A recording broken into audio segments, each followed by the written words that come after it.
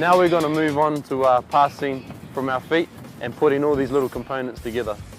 The best coaches that I've had have been really simple for me, making sure I get my foot in close to the ball and my other foot pointing at the target and getting an even weight transfer through my pass, so my power is coming through my legs as well as my arms. And I've worked with a bloke called Matthew Green since I was about 16, and he's really transformed my pass from when I was a young fella to where I'm at now. I think when you develop your whole body, it all lends a hand towards the speed and strength of your pass, but if you can develop a really strong grip and really strong forearms, then obviously it'll give you a bit more zip in your pass. You just need to keep on focusing on your pass, no matter whether you're a halfback or you're a prop, passing both ways, and trying to make sure that when you're passing, everything's moving in a straight line so there's less chance for error.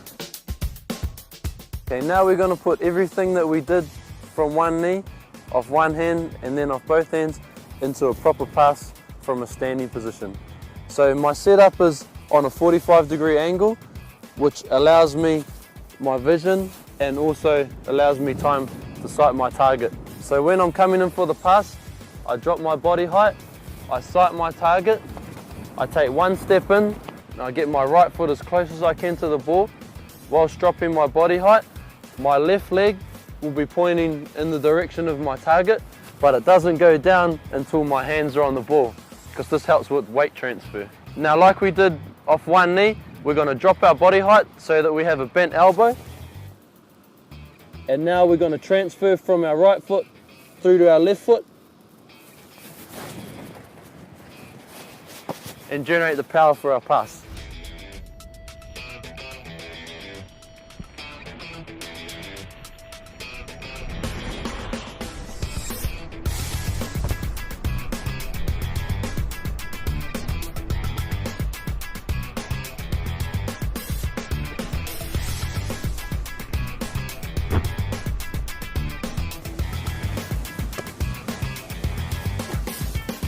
And so with the transfer there, I'm going towards my target whilst maintaining a low body height so that my pass doesn't rise. It's important that we go towards our target because it maximises the power of our pass, and then, as all nines know, you've got to take a positive line so that you're there in support for a good try. We're now going to talk about passing off a line-out. Now, there's hundreds of variables in rugby, but if we're going to get a ball off the top of a line-out, ideally this is what we'd like. So for my posture, I want to have bent knees so that I can change direction. If the ball goes to my right, I can bounce to my right. If it goes to my left, I can move to my left quickly. Okay? Now when we ask our jumpers to deliver us our ball, we want it, say, at the Adidas sign on my jumper, because that enables us to pass straight from where we get it. If they pass it to a chief symbol to my left, that means I'm going to have to catch it here, I'm going to have to reload, and then I'm going to have to give it. And while I'm reloading, the defence is moving forward, and it gives my first five less time to act, which makes them grumpy with me.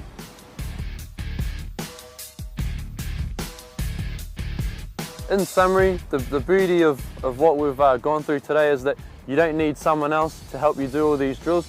All you need is a tree or a fence. As a young fella, I used the fence and I got a rock and I drew 2 circles on it, and I passed it against that fence for about 5 or so years until I came to New Zealand to go to high school.